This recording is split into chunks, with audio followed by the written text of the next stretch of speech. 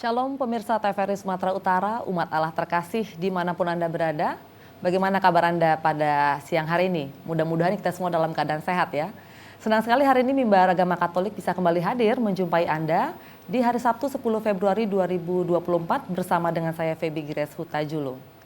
Pemirsa, di Hari Orang Sakit Sedunia atau World Day of the Sick tahun 2024 ini, Paus Fransiskus memberikan sebuah pesan yang sangat menarik bahwa penyembuhan orang sakit atau pemulihan orang sakit melalui penyembuhan relasi atau hubungan. Nanti tentu kita akan mendalami apa sebenarnya maksud yang ingin disampaikan Paus melalui pesannya ini.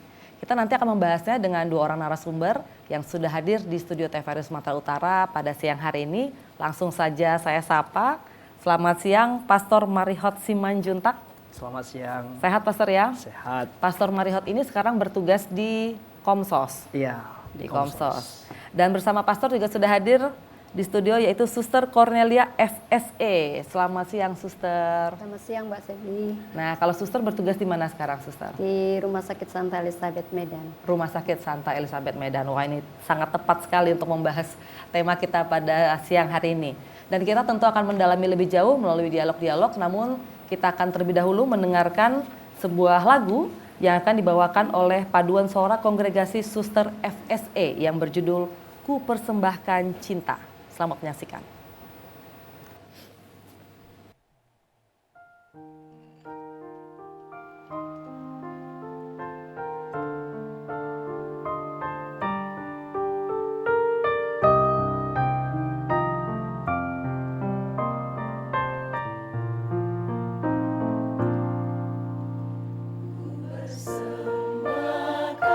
Cinta padamu, oh Tuhan.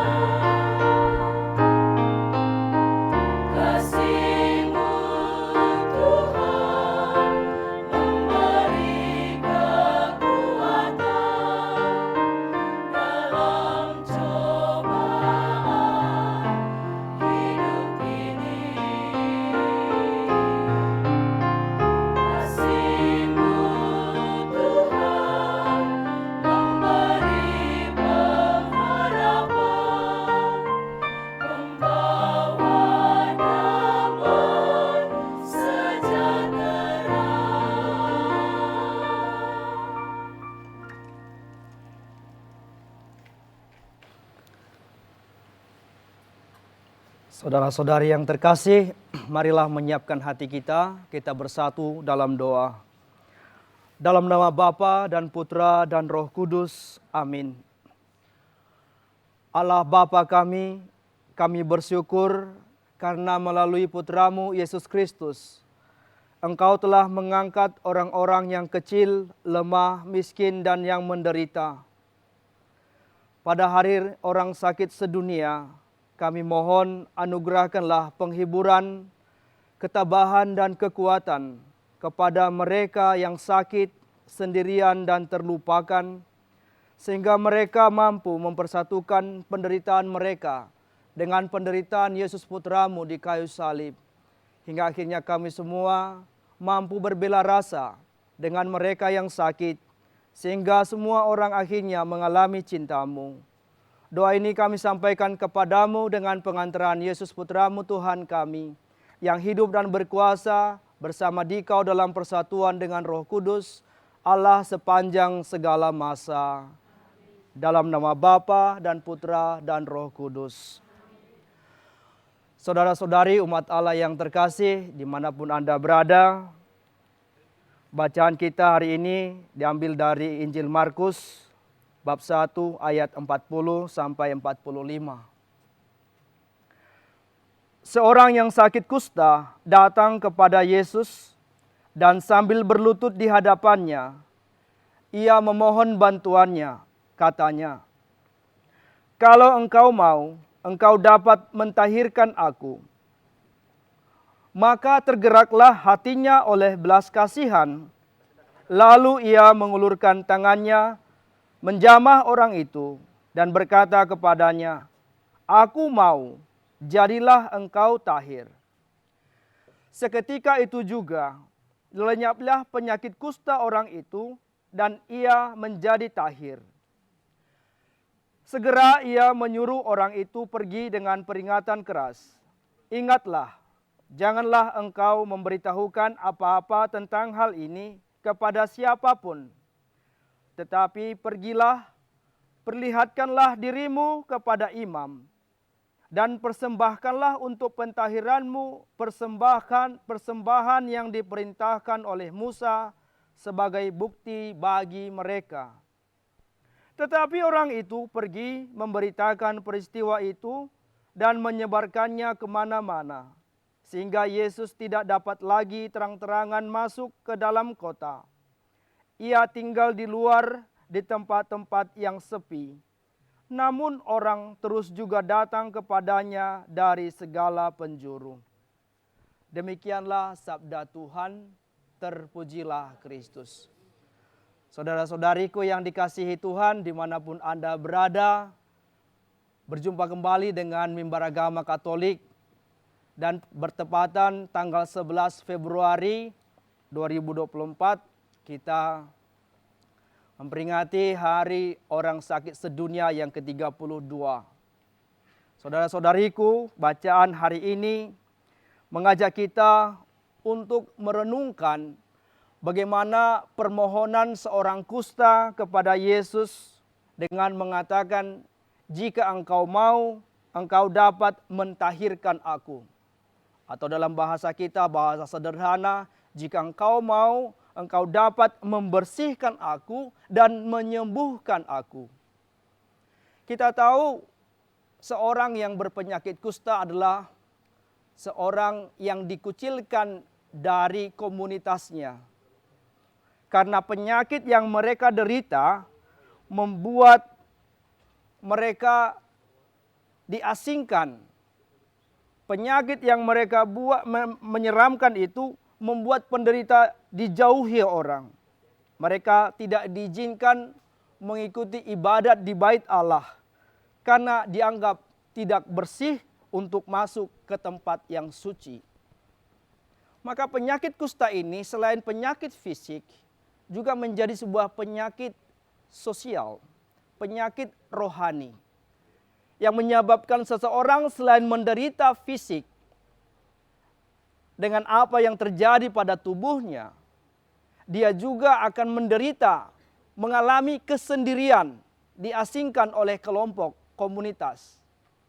Dan dalam aturan Yahudi dikatakan bahwa jika seorang berpenyakit kusta mau lewat, dia harus memberitahu kepada orang yang sehat agar orang yang sehat menyingkir.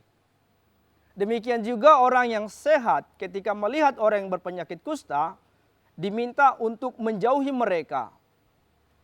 Dalam Injil hari ini, seorang yang berpenyakit kusta datang kepada Yesus. Dia mendekati Yesus. Dan Yesus juga tidak lari, tidak menjauh. Yesus malah mendekati dia. Maka ketika terjadi perjumpaan itu, dan orang kusta itu memohon kepada Yesus, kalau engkau mau, engkau dapat mentahirkan aku, terjadilah mukjizat. Yesus berkata, aku mau jadilah engkau tahir, dan seketika itu juga lenyaplah penyakit kusta orang itu, dan ia menjadi tahir. Perjumpaan yang membawa kesembuhan, itulah yang menyembuhkan dia dari penyakit fisiknya. Dan juga ketika Yesus menyuruh orang yang berpenyakit kusta ini pergi menghadap imam untuk menyatakan atau menjadi bukti bahwa dia telah tahir dengan membuat persembahan di bait Allah, Yesus menghendaki agar kesembuhan yang dialami oleh orang yang bersakit kusta itu juga mendapat pengakuan dari imam yang mempunyai wewenang menyatakan seseorang yang kusta itu sembuh. Saudara-saudari, kisah orang kusta dan Yesus ini menjadi juga kisah kita. Bagaimana orang-orang di sekitar kita yang seringkali dijauhkan, disingkirkan, dikucilkan karena melakukan perbuatan dosa, karena melakukan kesalahan, seringkali membuat mereka mengalami kesendirian dalam hidup. Dan lebih konkret lagi, ketika ada orang yang sakit dan dia tidak mendapat perhatian dari komunitas, dari keluarga, apalagi ketika dia mengalami sakit yang parah, sakit yang tak tersembuhkan. Ada perasaan kesepian yang ada dalam dirinya, yang perlu dijamah, didekati. Dengan demikian, lewat bacaan hari ini kita diajak untuk berbela rasa dengan orang-orang yang sakit. Sehingga penyembuhan orang-orang sakit terutama adalah juga penyembuhan relasi, hubungan satu dengan yang lain. Semoga pada hari orang sakit sedunia ini, lewat pesan Paus, kita diajak untuk ikut terlibat, berpartisipasi, memperhatikan orang-orang sakit. Mengajak dan merangkul mereka kembali ke komunitas kita. Sehingga kesembuhan yang mereka alami bukan lagi sekedar kesembuhan fisik, tetapi juga kesembuhan sosial dan rohani. Inilah yang dikehendaki oleh Yesus kepada kita. Satu lagi hal yang menarik dalam Injil hari ini adalah ketika Yesus memperingatkan dia untuk tidak memberitahukan kepada siapapun apa yang terjadi padanya. Namun orang kusta itu memberitakan kemana-mana perbuatan-perbuatan ajaib yang telah dilakukan oleh Yesus, sehingga semua orang mencari Tuhan. Semoga lewat kehadiran kita, saudara-saudariku, dengan posisi, dengan tugas kita masing-masing, akhirnya kita bisa menjumpai orang-orang sakit. Agar mereka tidak lagi sendirian, mereka diberikan perhatian lewat kehadiran kita, dan akhirnya semua orang bisa memuliakan Allah dengan hidupnya. Tuhan memberkati segala niat-niat dan usaha baik kita untuk memberi perhatian kepada orang-orang sakit. Semoga Tuhan memberkati kita, melindungi dan menjaga kita dalam segala karya pelayanan kita. Amin. Saudara-saudariku, kita akan mendengarkan kembali sebuah lagu yang akan dibawakan oleh para suster dari Fransiskan Santa Elizabeth yang berjudul Santa Maria. Mari mendengarkan.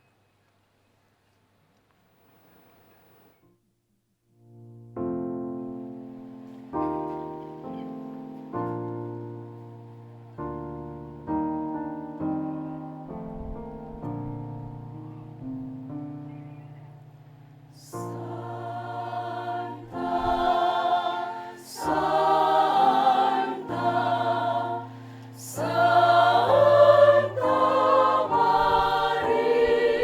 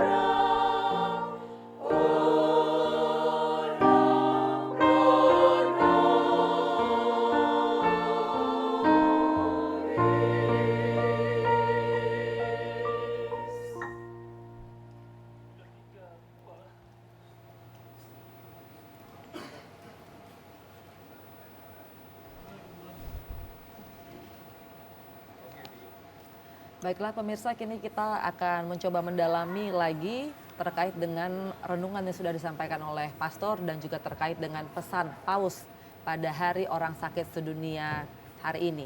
Atau akan kita peringati tanggal 11 Februari ya. Baik, saya mungkin mau tanya dulu nih ke suster.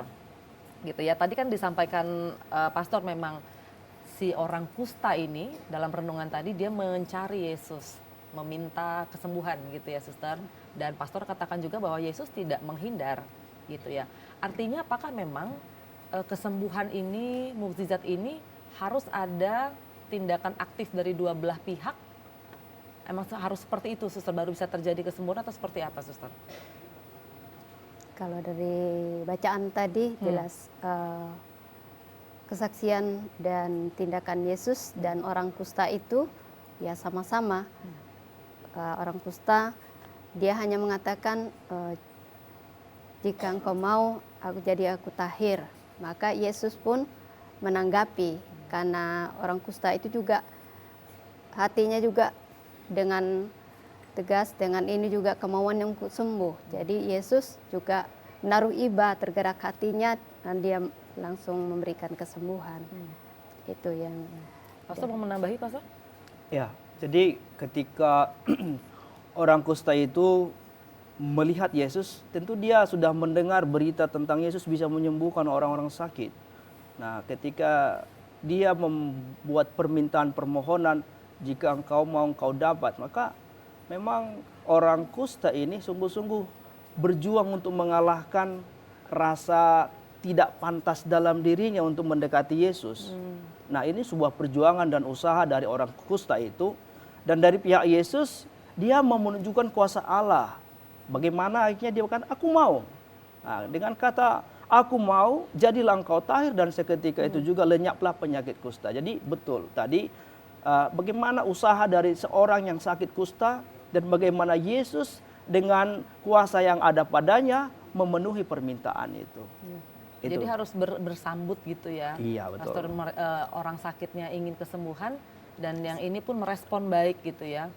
Oke, dan respon dari si orang kusta ini tadi kan walaupun sudah dilarang oleh Yesus gitu untuk memberitahukan kepada banyak orang, dia tetap melakukannya gitu ya Pastor. Apakah memang nyata sekali bahwa dia yang tadinya mungkin terisolasi gitu ya, dampak sosialnya terasa sekali berarti ya Pastor? Ya, Memang langsung rasanya dia ingin menceritakan bahwa saya bukan lagi orang yang terasingkan gitu ya. betul. Itu ketika Yesus memperingatkan dia, tapi kegembiraan setelah mendapat kesembuhan itu kan membuat dia juga ingin mewartakan dan memberitakan kepada siapapun bahwa Yesus sungguh-sungguh yang melakukan itu gitu.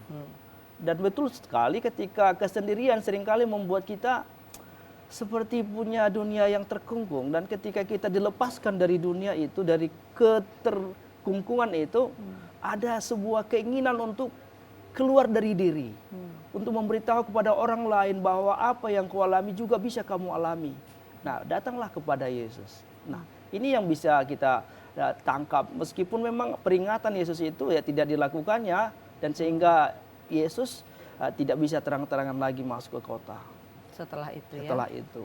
Nah, suster mungkin boleh sharing sedikit suster. Ini kan setiap hari suster bersentuhan dengan orang-orang sakit gitu ya. Apakah juga kondisinya seperti apa sih suster, yang apakah memang yang sudah sakit menahun gitu yang suster alami? Bisa suster ceritakan nggak kondisinya di sana? Apakah memang mereka juga mengalami perasaan yang sama gitu suster? Baik, dari pengalaman kita setiap hari, karena kami di Rumah Sakit Santa Elizabeth itu dari petugas pastoralnya, kondisi pasien yang kita jumpai memang secara keseluruhan itu lebih banyak memang yang penyakit yang juga parah-parah ya. Dan mereka memang merasakan suatu kesendirian seperti orang kusta itu, apalagi yang terminal. Nah, apa yang kita lakukan di sana memang kita tidak datang untuk menyembuhkan mereka, kunjungan kita itu yang membuat mereka merasa diteguhkan, dihibur, disemangati, dan mereka mempunyai semangat dengan itu. Kemudian mereka juga merasa, toh saya tidak berguna lagi. Ada juga perasaan gitu kan, Sudah hopeless gitu ya, sudah Suster? berpikir bahwa hidup saya sebentar lagi. Nah itu yang untuk yang terminal. Lalu untuk yang sakit yang memang itu dikatakan ya seperti HIV, itu mereka juga merasakan bahwa saya tidak layak lagi bersama orang lain. Nah kehadiran kita itu yang setiap hari mengunjungi mereka, mendoakan mereka, itu juga memberikan mereka semangat dan juga banyak juga membuat mereka bangkit dan mereka bisa bertambah sehat, begitu yang kita jumpai setiap hari dalam pelayanan pastoral care-nya itu di rumah sakit kita. Itu seperti orang kusta tadi ya, memang mereka mengalami itu kesendirian, keluarga tidak selalu bisa setiap jam ada bersama mereka, sekali mereka pergi karena tugas, karena situasi itu yang kita. Jadi memang tidak semuanya didampingi keluarga kalau di situ ya, Suster? Banyak juga yang tidak, karena kondisi memang. Apalagi yang lansia ya. Iya. Lansia itu banyak mereka punya anak, ada yang di luar kota. Jadi mereka menyewa perawat. Kadang kita di rumah sakit juga welcome gitu menolong mereka. Ada perawat kita yang selesai dinas pagi, mereka harus dinas sore untuk menjaga pasien. Karena memang nggak ada keluarganya. Keluarganya lagi tidak di Sumatera, pada umumnya ada di Jawa, Jakarta, di luar pulau. Itu banyak dan dia bukan hanya sekali masuk opname sekarang, pulang, masuk lagi. Nah itu yang biasanya yang pasien-pasien stroke yang untuk kita layani, itu kita alami, Mas. Sejauh ini Suster, pendampingan yang dilakukan oleh Suster dan Suster-Suster yang lain, dampaknya lebih banyak memang berhasil membangkitkan semangat mereka atau ada juga yang memang sulit sekali, Suster? Pada umumnya dapat membangkitkan mereka. Karena di dalam pelayanan pastoral kita kan kalau yang Katolik itu kan mendapatkan sakramen perminyakan, kalau yang tua itu ada juga komuni tiap hari. Karena bisa juga online, itu live ke seluruh rumah sakit kita, pasien-pasien dengar. Kemudian yang Protestan itu kita perjamuan kudus mereka, karena kita ada kerjasama juga. Buddha, Hindu, semua agama kita ada. Lalu pasien-pasien yang memang dirasa apa ya, kita akan panggil pemuka agama mereka.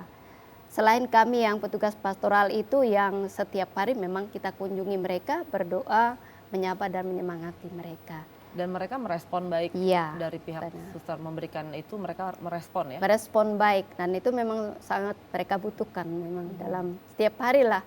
Kegiatan harian kami mulai pagi sampai itu kami lakukan semua pasien. Oke. Nah, Suster, terkait dengan Hari Orang Sakit Sedunia, Ya. ini kan memang ditetapkan dulu oleh Paus Yohanes Paulus II. Sebenarnya mengapa gereja memandang penting ya sampai hingga Paus kala itu menetapkan tanggal 11 Februari lah sebagai Hari Orang Sakit Sedunia? Apa pertimbangan gereja kala itu, Suster? Gereja Katolik kan sudah memandang bahwa orang sakit itulah juga umat ya, umat Allah. Nah, gereja juga memberikan perhatian untuk itu dan bertepatan pada tanggal itu adalah peristiwa Bunda Maria yang banyak menyembuhkan orang sakit, dan orang-orang sakit ini, orang lemah, orang miskin ini kan adalah inti dari umat Allah, gereja. Nah, itu maka Paus melihat itu kita sebagai anggota gereja juga peduli kepada mereka, sehingga itu ditetapkan untuk mendoakan, menguatkan dan membangkitkan mereka. Itu Paus Yohanes Paulus II. Oke. Nah, Pastor, apakah yang dimaksud dengan Hari Orang Sakit Sedunia ini hanya orang yang sakit secara fisik dalam pengertian yang dimaksud oleh gereja atau seperti apa, Pastor? Baik, jadi Hari Orang Sakit Sedunia ini memang sekali lagi tadi sudah disinggung oleh Suster, ditetapkan oleh Paus Yohanes Paulus II di tahun 1992, 11 Februari 1992, tetapi mulai dirayakan 11 Februari 1993. Nah, pada waktu itu Paus Yohanes Paulus II sudah mengidap Parkinson ya, sehingga. Nah, kembali lagi ketika Paus menetapkan Hari Orang Sakit Sedunia ini, tidak hanya secara fisik, tetapi juga secara mental, secara rohani, itu juga menjadi sasaran dari ini Hari Orang Sakit Sedunia. Oke, jadi memang tidak hanya sempit penyakit-penyakit fisik berarti gitu ya? Iya, itu banyak jenis sakit yang bisa ya, kita lewat kehadiran gereja bisa disembuhkan. Oke, berarti lebih luas sebenarnya pengertiannya ya. Nah, Suster, terkait dengan pesan Paus yang kita mungkin bisa kita baca begitu ya, penyembuhan orang sakit melalui penyembuhan relasi. Sebenarnya mungkin boleh nggak Suster kita perdalam sedikit maksudnya Paus ini apa gitu? Apakah memang dengan penyembuhan relasi sakit fisik itu akan bisa sembuh atau gimana Suster? Penyembuhan relasi, kalau kita mengingat bahwa memang itu memungkinkan menjadi sembuh. Mengapa? Kalau dari relasi sesama melalui kunjungan, sapaan, dengan doa-doa kita dengan orang sakit itu, selain fisiknya dia mendapatkan sentuhan. Dari psikis kita berikan semangat. Dari rohaninya, spiritualnya kita berikan doa-doa. Dan itu kan penyembuhan secara keseluruhan. Maka relasi yang tadi mungkin dengan dia tidak menerima penyakitnya, dia juga marah, kecewa dengan keluarga ketika bertemu dengan kita, bertemu yang mengunjungi dia, mendoakan, terus keluarga juga yang berjumpa dengan kita, itu juga akan bisa membuat dia berdamai dengan dirinya, juga dengan keluarganya, karena dia juga bukan hanya sakit fisik, kadang-kadang karena kondisi ekonomi. Nah, itu bisa menjadi sakit.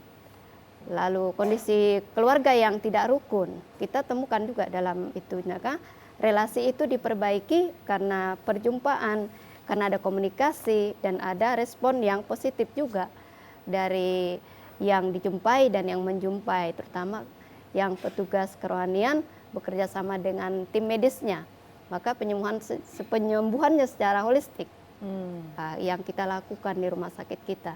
Oke, berarti memang tidak hanya fokus pada aspek kesehatannya Iya, saja ya, Suster. tidak. Baik, nanti kita akan perdalam lagi, Pastor dan Suster. Namun pemirsa, sebelum itu kita akan mendengarkan kembali sebuah pujian yang dibawakan oleh Paduan Suara Kongregasi Suster FSE yang berjudul Tuhan Kami Tidak Pantas. Selamat menyaksikan.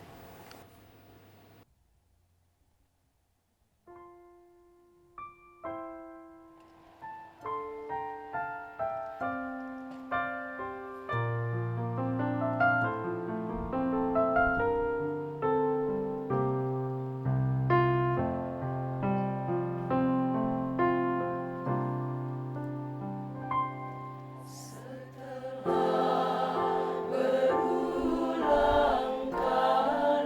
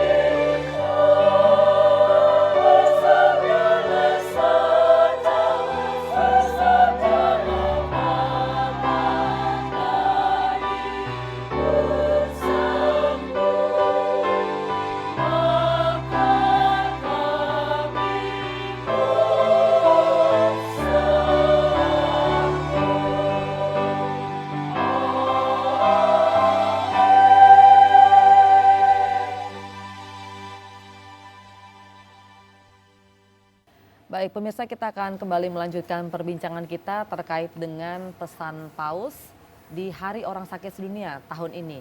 Nah, mungkin saya sekarang bertanya ke pastor nih ya. Kalau tadi dikatakan memang kita harus bisa melakukan membangun kembali relasi untuk membantu kesembuhan orang sakit itu sendiri. Tapi kan kalau kata lagu tak segampang itu mungkin ya, pastor. Mungkin gaya hidup sekarang juga sudah cukup berubah gitu ya, dan ini juga dinyatakan Paus dalam pesannya. Budaya individualisme sudah merubah pola kehidupan kita gitu ya. Jadi udah sejauh mana sih sebenarnya pastor gaya individualisme ini merubah bahkan termasuk perhatian kita kepada orang-orang sakit dan yang terpinggirkan? Baik, jadi dalam perawatan orang-orang sakit, Paus Fransiskus ya secara khusus mau mengajak semua orang yang terlibat dalam perawatan orang sakit melihat kembali apa makna terdalam dari memperhatikan orang dengan belas kasih dan iba. Kita tahu orang yang sakit ya mempunyai banyak keinginan, mimpi yang tak bisa terwujud karena kondisi fisik seperti itu. Orang-orang di sekitarnya yang sebelumnya mengharapkan dia melakukan ini dan itu, setelah dia sakit dia tidak bisa lagi beraktivitas seperti yang mereka harapkan. Nah, ini bisa membuat orang akan jatuh pada pembiaran, bahkan penyingkiran, melihat orang sakit tidak berguna lagi. Inilah yang sering menjadi produk dari individualisme, mengukur orang dari produksi, dari manfaat seperti itu. Nah, padahal sebagai pribadi setiap orang diciptakan oleh Allah baik adanya. Sehingga sebagaimana tema yang disampaikan oleh Paus Fransiskus tahun 2024, tidak baiklah kalau manusia itu sendirian. Ini sekali lagi membangun relasi dalam perawatan, dalam merawat orang-orang sakit, sehingga tidak lagi kita mau menekankan ego, tetapi kita berusaha untuk memahami penderitaan dan realitas orang sakit, sehingga kita ikut berbela rasa. Perasaan-perasaan apa yang berkecamuk dalam diri orang sakit, itulah yang menjadi satu tantangan bagi orang yang sehat. Melihat Tuhan, apa yang bisa aku lakukan untuk dia. Dan bagaimana aku bisa melakukan sesuatu yang membuat seseorang itu dikuatkan dan diteguhkan. Seperti dikatakan oleh suster tadi, mungkin orang sakit juga sudah merasa tidak berguna lagi dalam hidupnya. Tetapi lewat perhatian, lewat sapaan yang telah dibuat oleh suster di rumah sakit, seseorang yang barangkali adalah orang baru atau orang yang tidak dikenal, akhirnya dia merasakan ya semangat baru untuk bangkit. Nah, inilah sekali lagi bagaimana budaya zaman ini yang membiarkan masing-masing pribadi egois dan cenderung membuang yang tidak sependapat atau tidak sepaham dengan dia. Inilah kita coba lawan dengan apa? Dengan belas kasih sebagaimana ditunjukkan oleh Yesus dalam Injil hari ini. Oke. Demikian. Ini menarik, pastor dan suster, tapi kita punya beberapa foto mungkin yang bisa ditampilkan di layar saat ini. Ini adalah foto dari kegiatan pendampingan gitu ya, suster, yang dilakukan oleh suster. Boleh ditampilkan di layar? Ya, ini bisa kita lihat ya. Boleh diceritakan sedikit, suster, ini aktivitasnya sedang apa ya, suster? Perawat orang kusta. Kusta ya? Ya, kita punya karya di Galang. Baik. Ini Nah, itu mereka. Yang kusta ada berapa banyak Ada sekarang? berapa kakak di sana. Satu komplek itu orang kusta di Galang sekitar 45 orang. 45 orang, wah cukup Keluarga banyak ya. juga berarti ya. Ada suster kita yang di sana memang untuk mendampingi khusus komunitas yang kusta di Galang. Baik, sambil mungkin ini kita bisa menyaksikan visual, tapi mungkin saya memperdalam lagi ke pastor gitu ya.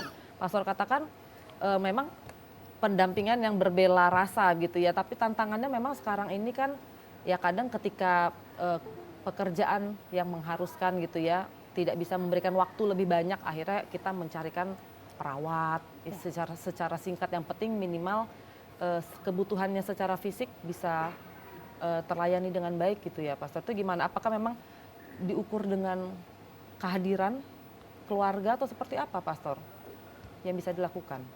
Ya, memang dengan segala kesibukan yang sekarang, tuntutan zaman ya, banyak orang beraktivitas dan itu membuat mereka tidak punya waktu untuk memperhatikan orang-orang sakit.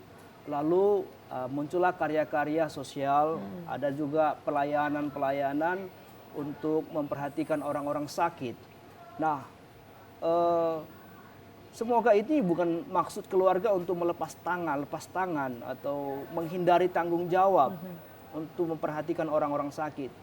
Tetapi mungkin mereka juga dengan cara mereka masing-masing, dengan kehadiran perawat pun tidak membuat mereka kemudian Menjadi tidak peduli sama jadi tidak sekali. peduli. Perlu kerjasama, betul. Apa yang dilakukan oleh para suster ini menjadi salah satu contoh cara bagaimana orang-orang sakit dilayani, diperhatikan, terutama mungkin keluarga-keluarga yang tempat tinggalnya jauh dari rumah sakit. Jadi kehadiran para suster ini juga menjadi sebuah harapan untuk orang sakit mendapatkan sebuah perawatan yang maksimal, yang efektif, dan itu juga kiranya juga membuat mereka yang sakit tidak merasa ditinggalkan oleh keluarganya. Itu yang mungkin juga perlu jadi penekanan untuk keluarga-keluarga yang mendapat tantangan, ada anggota keluarganya yang sakit, agar tetap memberikan hati, memberikan perhatian yang mereka butuhkan. Karena ada sesuatu yang tak bisa diberikan oleh perawat kepada orang yang sakit itu, lain dari perhatian dari keluarga. Karena itulah yang menjadi kekuatan bagi mereka. Orang tua contohnya tentu juga merindukan kehadiran anak-anaknya yang selama ini dia besarkan, dia didik. Nah, ketika dia sudah tidak mampu lagi beraktivitas, tentu kehadiran mereka di saat dia tidak mampu lagi itu akan menjadi sebuah kekuatan. Ya, tidak tahu berapa lama dia sakit, tidak tahu berapa lama lagi dia hidup, tetapi sekurang-kurangnya ada semacam tadi dikatakan penyembuhan relasi untuk orang-orang yang sedang sakit lewat perhatian dan cinta yang diberikan oleh keluarga dan juga oleh orang-orang yang berbuat baik. Kalau suster melihatnya seperti apa suster? Apakah memang pendampingan yang suster lakukan ini bisa menjadi yang utama atau memang ini hanya semacam support saja untuk yang seharusnya dilakukan lebih banyak oleh keluarga gitu misalnya suster? Ini memang pelayanan yang utama kita punya kekasan rumah sakit ya. Karena kan bawahi rumah sakit Santa Elizabeth rumah sakit Katolik, maka memang penekanannya pada pendampingan pastoral itu utama. Memang itu sudah dicandangkan oleh gereja. Wajib kita memberikan pelayanan pastoral sebagai lahan untuk aplikasi tugas gereja untuk melayani orang-orang sakit. Ya, makanya tadi ada kunjungan doa, ada juga sakramen perminyakan itu kita berikan. Lalu makanya pasien itu kan tiap hari diberikan komuni bagi yang Katolik setiap hari. Karena itu menjadi kebutuhan yang paling fundamental untuk kebutuhan rohani mereka. Makanan jiwa mereka itu memperoleh kesembuhan. Nah, jadi bukan hanya sekedar, makanya tiap hari kita lakukan itu. Itu sudah memang menjalankan tugas gereja juga sebagai penggembalaan. Ambil bagian dalam tugas gereja. Oke. Nah, saya balik ke pastor mungkin. Pastor, apakah memang permasalahan seperti tadi ya budaya individualisme ini juga memang muncul dalam putusan-putusan atau kebijakan-kebijakan dalam bidang kesehatan yang ada sekarang atau seperti apa pastor melihatnya? Atau sudah cukup memadai nggak sih kebijakan-kebijakan kita di bidang kesehatan terkait dengan ini gimana? Baik, perhatian gereja untuk orang-orang sakit memang diupayakan sedemikian rupa oleh gereja dengan melibatkan katakanlah karya para suster dan juga lewat pelayanan umat yang terlibat dalam karya pendampingan orang-orang sakit. Dan juga para pastor, kami khususnya di katedral itu salah satu bentuk pelayanan pastoral yang kami berikan untuk orang-orang sakit adalah pada hari Minggu kami mengantar komuni ke rumah-rumah atau kepada orang-orang sakit yang selama ini tidak bisa lagi mengikuti perayaan Ekaristi di gereja. Yang sudah sakit penahun gitu. Ya, sudah sakit menahun dan karena fisiknya tidak memadai lagi, tidak datang lagi ke gereja. Nah, setiap hari Minggu kami coba untuk mengirim atau memberikan pelayanan itu, mengantar komuni untuk orang-orang sakit. Oke. Selanjutnya memang kita juga berharap ada orang-orang yang memberikan perhatian khusus untuk orang-orang sakit ini, seperti karya suster dengan kesehatan. Selain itu juga kita memberikan pelayanan pengurapan orang sakit untuk pasien-pasien yang memintanya, yang dirawat di rumah sakit sekitar katedral seperti rumah sakit Siloam, rumah sakit Columbia, rumah sakit Murni Teguh, karena ada banyak rumah sakit di wilayah penggembalaan paroki katedral. Itulah yang saya bisa katakan tentang perhatian gereja, kebijakan gereja untuk melayani orang-orang sakit. Kalau suster mungkin bisa menambahi suster, ada nggak lagi kebijakan yang kita harapkan mungkin untuk bisa membuat pelayanan terhadap orang sakit ini menjadi lebih baik suster, selain yang sudah ada sekarang? Yang kebijakan yang biasa yang ditambahkan itu dari kunjungan umat. Ya, jadi kami terlibat juga selain di rumah sakit, kami juga ke lingkungan. Maka kalau ada yang sakit juga di lingkungan, lalu juga pasien kita home care, ya ada juga itu kita lakukan itu. Jadi berkesinambungan dia, berkelanjutan dia untuk lalu ada juga bakti sosial kita lakukan. Ada saat-saat tertentu kami ke lingkungan, kemana, ke paroki mana, beri pelayanan kesehatan gratis untuk yang lansia, untuk yang panti, itu kita lakukan juga. Kalau dari segi umatnya apa yang bisa dilakukan pastor? Ini kan dari suster, pastor gitu ya. Kalau kita yang umat supaya bisa menjadi lebih aktif membangun relasi ini seperti apa pastor? Ini saya sengaja pakai stola. Ini ya stola yang diberikan oleh kelompok Kerahiman Ilahi. Ini Jesus I Trust in You. Ini juga Santa Faustina. Nah, ada satu kelompok namanya Devosan Kerahiman Ilahi, Apostolat Kerahiman Ilahi yang ada di Keuskupan Agung Medan dan juga ada di paroki-paroki. Sebelum pandemi COVID, salah satu program dari kelompok Apostolat Kerahiman Ilahi ini adalah mengunjungi orang-orang sakit, memberikan perhatian untuk orang-orang sakit. Jadi ini satu bentuk gerakan dari umat untuk memperhatikan orang-orang sakit. Sebuah kelompok doa, ya, ada koronka setiap jam 3, dan itu yang sungguh-sungguh juga saya perhatikan menjadi satu bentuk gerakan gereja. Meskipun ini kelompok-kelompok tertentu, tapi menjadi gerakan gereja untuk memperhatikan orang-orang sakit dan menunjukkan belas kasih Allah, misericordia. Dengan demikian, Allah yang berbelas kasih ditampilkan dalam sebuah bentuk sapaan perhatian kepada mereka yang sakit. Dan semoga orang-orang sakit dikuatkan dan diteguhkan, berani mempersatukan penderitaan mereka dengan penderitaan Yesus yang disalib. Karena apa? Sekali lagi, kita melihat bahwa penderitaan itu menjadi bagian dari kemanusiaan kita. Bahkan Yesus Putra Allah pun menderita disalib.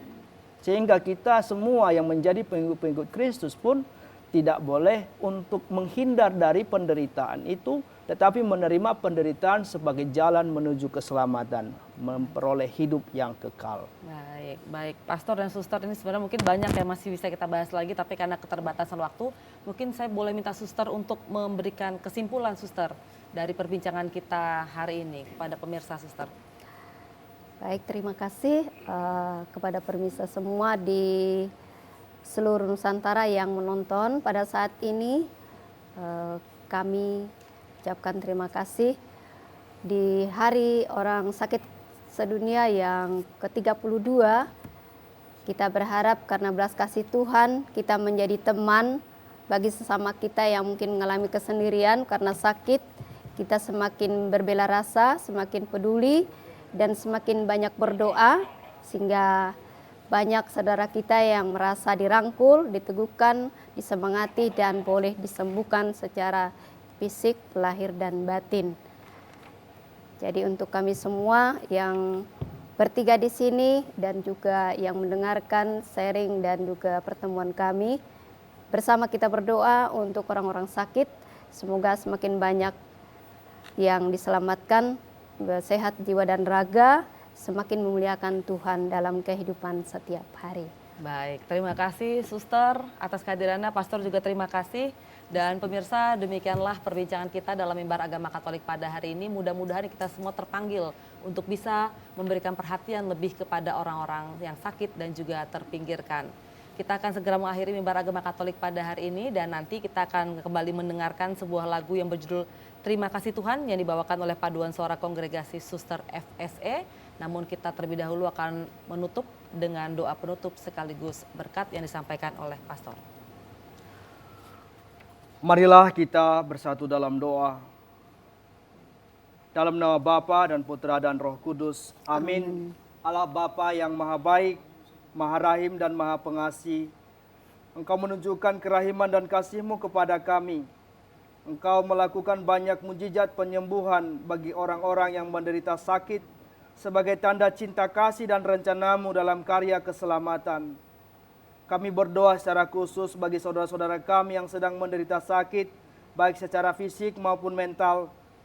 Kami mohon berkatilah mereka, kuatkanlah mereka dalam penderitaannya, dampingi dan hiburlah mereka dalam kesunyian dan kesepian, dan teguhkanlah mereka dalam iman dan harapan, agar mereka tetap tabah menghadapi situasi sakit dan derita.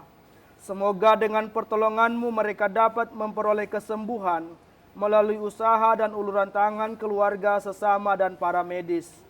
Dan semoga kami semua semakin menghargai rahmat kesehatan dalam hidup kami, dan tuntunlah kami untuk berusaha melayani mereka yang sakit dan menderita, agar lewat perhatian dan pelayanan kami, mereka memperoleh semangat hidup. Berkatilah kami semua yang telah mengikuti acara ini, semoga kami pun tergerak untuk berbelas kasih, memberikan perhatian bagi orang-orang sakit, sehingga akhirnya kami semua Kau selamatkan, dan Kau berikan tempat kediaman abadi di surga bagi setiap orang yang percaya kepada Yesus Putra-Mu. Doa ini kami sampaikan kepadamu dengan pengantaran Kristus Tuhan kami. Tuhan bersamamu, Dan bersama semoga Allah yang Maha Kuasa memberkati saudara-saudari, segala rencana dan niat baik kita, khususnya memperhatikan orang-orang sakit. Dalam nama Bapa dan Putra dan Roh Kudus. Amin.